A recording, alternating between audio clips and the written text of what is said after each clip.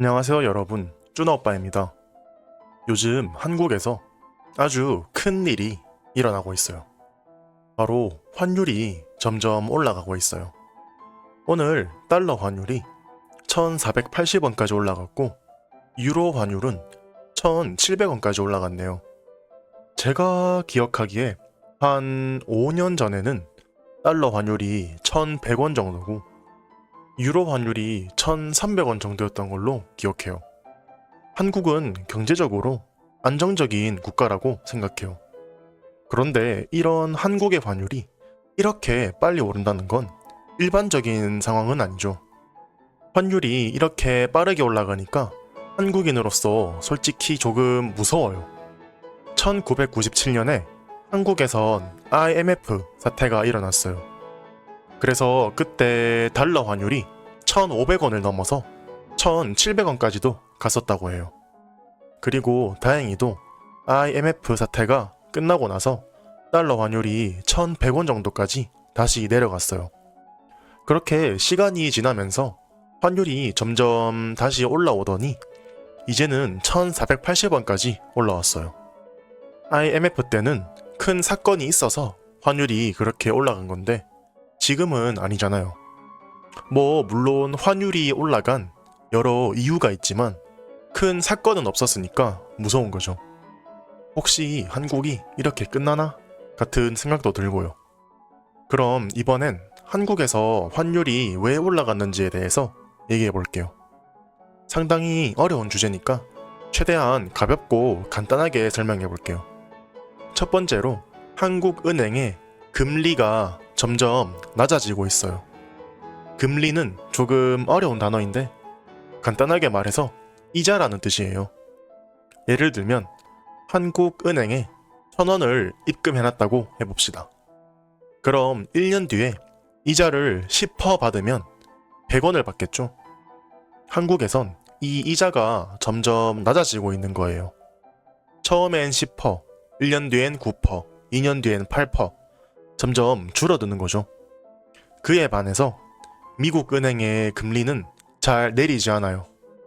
그래서 한국의 은행에 돈을 넣어서 이자를 받는 것보다 미국의 은행에 돈을 넣어서 이자를 받는 게 더 좋은 거죠. 두 번째로 요즘 국제적으로 문제가 많죠. 러시아랑 우크라이나가 싸우고 있고 미국과 중국도 사이가 안 좋고 팔레스타인 같은 중동 쪽에서도 상황이 안 좋아요. 이런 국제적인 문제가 있을 때는 사람들이 최대한 안전한 자산을 원하겠죠. 세상에서 제일 안전한 화폐는 미국의 달러잖아요. 이런 상황에서 사람들은 들고 있던 원화를 팔아서 미국의 안전한 달러를 구매하려고 하겠죠. 그래서 원화의 가치가 더욱 떨어지고 있는 거예요. 세 번째로 한국의 상황이 그렇게 좋지가 않아요. 지금 한국도 문제가 많아요. 예를 들면 출산율이 낮죠. 결국 사람들이 없어지면 원화를 쓰는 사람이 적어지겠죠. 그러면 미래에는 원화가 지금과 같은 힘을 가질 수가 없어요. 그리고 그 다음으로는 한국의 경제 상황이 좋지 않아요. 물론 한국이 지금도 경제적으로 강한 국가는 맞아요. 그런데 결국 중요한 건 미래죠. 한국의 경제 성장률은 시간이 갈수록 점점 낮아지고 있어요. 이렇게 한국의 미래가 불확실하니까 또 원화의 가치가 떨어지고 있는 거죠. 그리고 마지막으로 한국에서 돈이 많이 유출되고 있어요. 간단한 예를 하나 들면 한국에선 미국 주식이 인기가 많아요. 왜냐면 한국 주식은 리스크가 조금 큰 편이에요.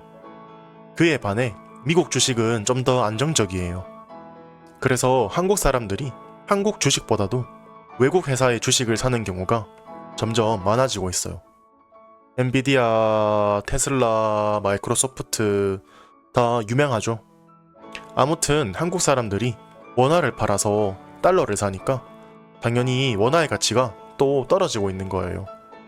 이렇게 환율이 점점 올라가는 여러 가지 이유들에 대해서 얘기해봤는데 앞에서 말한 것처럼 환율이 올라간 이유도 다양하고 그 이유들도 서로 엮여 있기 때문에 이것이 유일한 문제다 라고 딱 집어서 말하긴 힘들어요. 대충 한국의 환율이 올라간 이유에 대해선 이런 다양한 이유들이 있다 정도로 알아두시면 될 것 같아요. 이렇게 환율이 올라가면서 한국 사람들에게 끼친 영향이 여러 가지 있어요. 그 영향들에 대해서 간단하게 얘기해 볼게요. 첫 번째로 한국에 관광객들이 많이 오기 시작했어요. 왜냐면 원화가 싸져서 해외의 관광객들은 더 싸게 한국 여행을 할 수 있는 거예요. 이렇게 한국 사람들은 환율이 비싸져서 힘들지만 그래도 외국에서 오는 관광객들이 한국에서 돈을 써주니까 관광업 쪽은 오히려 더 좋다고 해요. 특히 원화가 싸지면 쇼핑을 좋아하는 관광객들이 많이 온다고 해요. 한국 하면 유명한 건 뭐죠? 화장품이죠. 한국에는 올리브영이라는 화장품 가게가 있어요. 올리브영에서 화장품을 쓸어가는 사람들이 있더라고요. 특히 이렇게 원화가 싸졌을 때 한국에 쇼핑을 하러 오는 사람들은 큰 이득이겠죠. 그리고 이렇게 관광객들이 많이 오면 한국의 경제에 또 도움이 되니까 서로 윈윈인 거죠. 그리고 두 번째 영향에 대해서 얘기해 볼게요. 첫 번째는 한국에 외국인들이 여행을 많이 온다는 내용이었죠. 이번엔 그 반대로 한국에서 해외로 여행을 가는 사람들이 줄어들고 있다고 해요. 원래 한국 사람들은 해외여행을 정말 좋아해요. 예를 들면 2024년엔 일본에 여행을 간 한국 사람들이 900만 명 정도라고 해요. 한국의 인구가 5천만 명인데 대략적으로 한국 사람 5명 중 1명은 일본에 여행을 갔다는 거죠. 이 정도로 한국인들은 해외여행을 좋아하는데 요즘엔 환율 때문에 해외여행을 가기 힘들어요.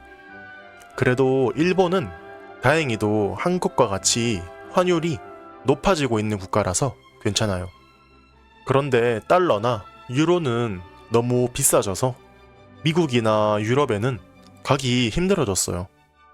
제 주변에도 터키 여행을 생각했다가 원래 계획보다 너무 비싸져서 필리핀에 여행을 가게 된 친구가 하나 있어요. 사실 지금은 필리핀도 비싼 편이죠. 그래서 제가 친구한테 굳이 해외여행을 갈 거면 일본이 싸니까 차라리 일본으로 가라고 얘기를 해줬었어요. 마지막으로 환율이 올라가서 한국 사람들이 직구를 안 하고 있어요. 직구가 뭐냐면 해외의 물건들을 직접 구매한다는 뜻이에요. 그냥 간단하게 해외의 물건을 사는 것을 직구라고 해요.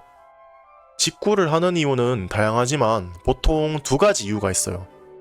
첫 번째로 한국에선 안 파는 물건을 사기 위해서예요.